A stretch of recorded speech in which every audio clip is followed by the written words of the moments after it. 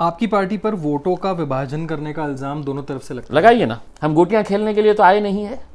राजनीतिक पार्टी होती काहे के लिए है?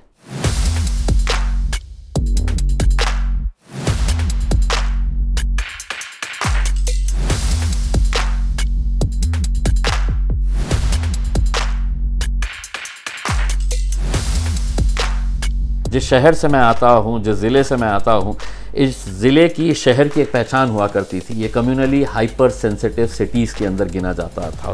भारतीय जनता पार्टी के लिए सीए और राम मंदिर जैसे इश्यूज आपको लगता है काम करेंगे इस बार? मन जो है वो भटक जाए और वो ये ना पूछे कि कितने जॉब्स दिए हैं, महंगाई इतनी क्यों हो गई है, लेकिन चर्चा क्या होगी कि मोदी जी ने राम मंदिर बनाए, मोदी जी ने सीए लेके आए, मोदी जी है तो ये मंदिर को अभी मस्जिद को गिराने वाले हैं। क्यों एआईएमआईएम को इंडिया का हिस्सा नहीं बनाया गया है? सबको मुसलमानों के वोट चाहिए, लेकिन मुसलमानों की लीडरशिप नहीं चाहिए।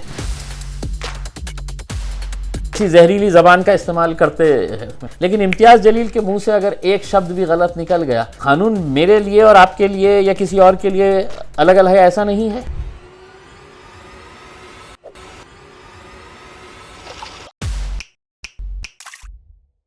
सर, क्विंट और क्विंट हिंदी में आपका स्वागत है और हमारे शो बड़ी बड़ी बातें पर आपका स्वागत है।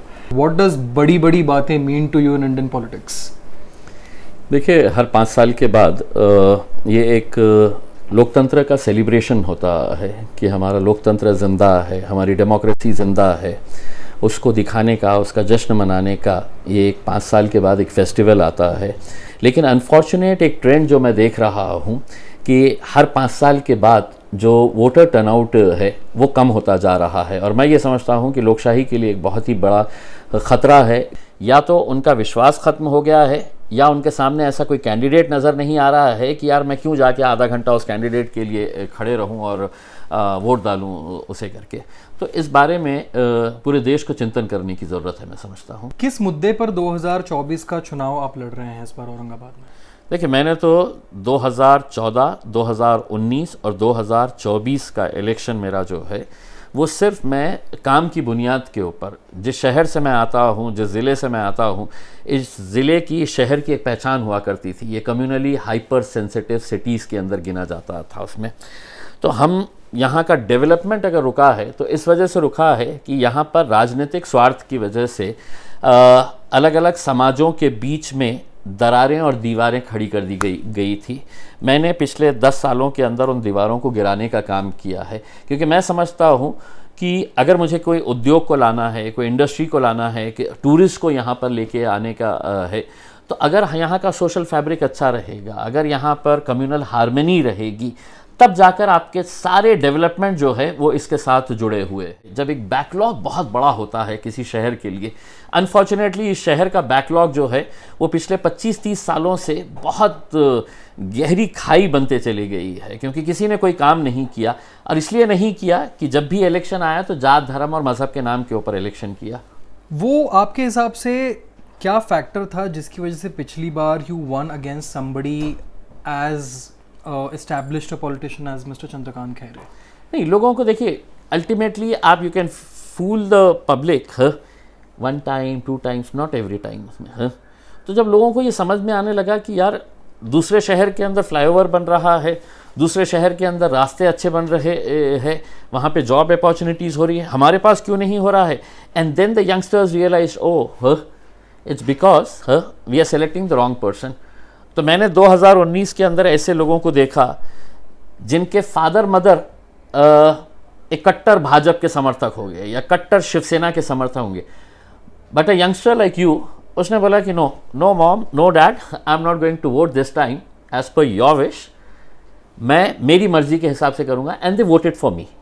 सो that was a very positive change, a silver lining when in the entire country Modi की लहर चल रही थी, and here is a guy who defeats a 4-time Shiv Sena MP, who along with the BJP was winning the election for the past 20 years. Maharashtra में कहा जाता है कि एक उद्धव ठाकरे की लहर चल रही है given the sympathy factor that goes behind him after split of the Shiv Sena. आपको लगता है चंद्रकांत खैरे इस बार वो sympathy factor कैश इन कर पाएंगे? क्या है कि अगर आप काम नहीं करेंगे तो कोई फैक्टर काम नहीं करने वाला है। कोई ऐसी सिंपैथी वेव जो है आपको जीत तक लेके जा सकती है। ठीक है, आपके चाहने वाले, आपके कुछ समर्थक जो है वो आपके साथ जुड़ सकते हैं, कुछ तरस खा सकते हैं, लेकिन जो लोग उस सिंपैथी का फ़ायदा उठाना चाह रहे हैं उन्हें भी मालूम है कि यहाँ के शहर को पानी चाहिए, हर रोज़ नहीं तो कम से कम एक दिन आड़ पानी चाहिए, अच्छी सड़कें चाहिए, यहाँ के जो बच्चे कॉलेजेस, इंजीनियरिंग कॉलेजेस से पास आउट हो रहे हैं उनको यहाँ पर जॉब्स चाहिए। तो ये सब फैक्टर्स को कंसिडर करते हुए ठीक है एक सिंपैथी वेव रहती ही है। लेकिन अब आज सोशल मीडिया के दौर के अंदर छोटे बच्चे के हाथ में भी एक स्मार्टफोन है, he too knows what is happening, क्या हो रहा है क्या नहीं हो रहा है करके उसमें। तो अब लोगों को घुमाना इतना आसान नहीं रहा है, वरना आप यही चंद्रकांत खैरे के 15 साल के, 20 साल पहले के, 10 साल पहले के भाषण सुन लीजिएगा, it was all about Hindutva. लेकिन जब उनको झटका पड़ा कि अरे यार मैंने इतना करने के बावजूद भी मैंने हिंदू हिंदू हिंदू हिंदू करा तो भी लोग मेरे को अब साथ नहीं दे रहे, यानी कि कुछ ना कुछ बदलाव आया है। Do you think the Bharatiya Janata Party will be able to go 400 पार this time? नहीं, 400 पार तो देखिए एक साइकोलॉजिकल प्रेशर बना के रखना है लोगों के अंदर, और जो बिल्कुल ऐसा डरे हुए रहते हैं कि यार इनकी सरकार आ रही है तो उनके तरफ कूद के चले जाते हैं। तो भारतीय जनता पार्टी बहुत ही क्लेवरली जो है हम 400 पार करेंगे, मतलब मतलब बोलते हैं ना कि दिन में सपना देखना, तो वैसा सपना मोदी जी ने दिखा दिए है और उनके भक्त जो है वो ये सोच रहे हैं। मैं तो उनको ये कहूँगा कि 400 ही क्यों, सपना ही दिखाना था तो 553 का दिखा देना था, पूरे के पूरे आप लेके चले जाना था, पार्लियामेंट बंद कर देना था और वहाँ पे आप और अमित शाह घर में बैठ के तो बिल पास कर देना था, नए नए कानून पास कर देना था। एक डेमोक्रेसी को सर्वाइव करने के लिए एक स्ट्रांग अपोजिशन ही उतना ही मायने रखता है इसमें।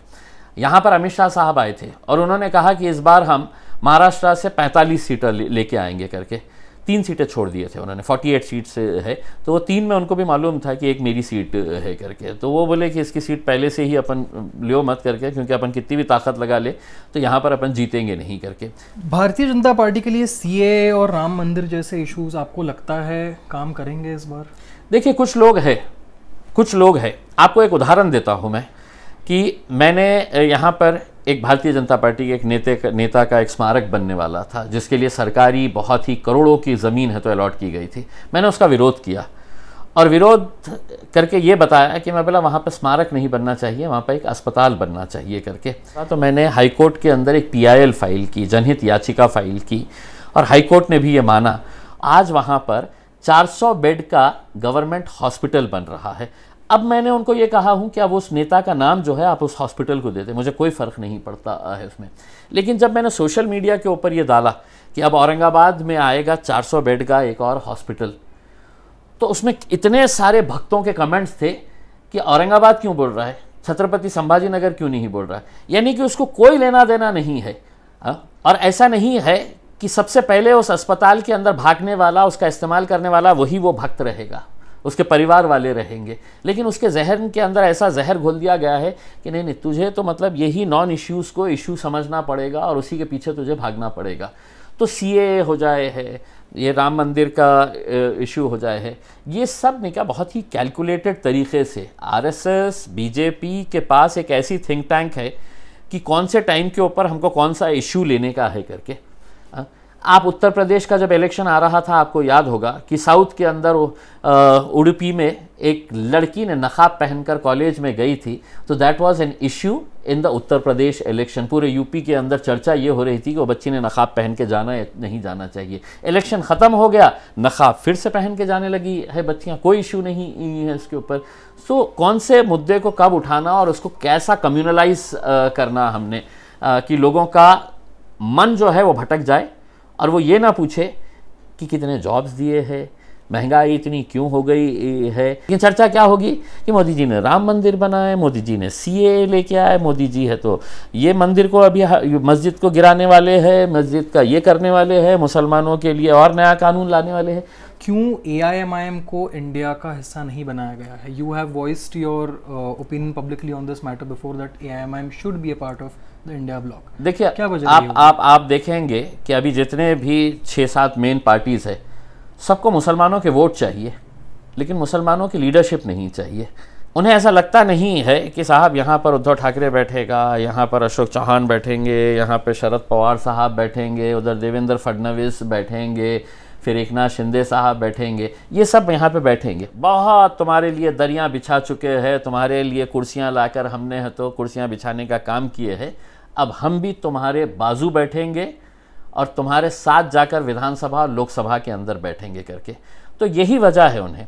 कभी ये मुसलमानों को डराया जाता है कि देखो अगर हमको नहीं दिए तो कई इलेक्शन इन्होंने उसके ऊपर निकाले कि शिवसेना आ जाएगी, शिवसेना आ जाएगी। अब कहते हैं कि अगर हमको नहीं दिए तो भारतीय जनता पार्टी आ जाएगी करके।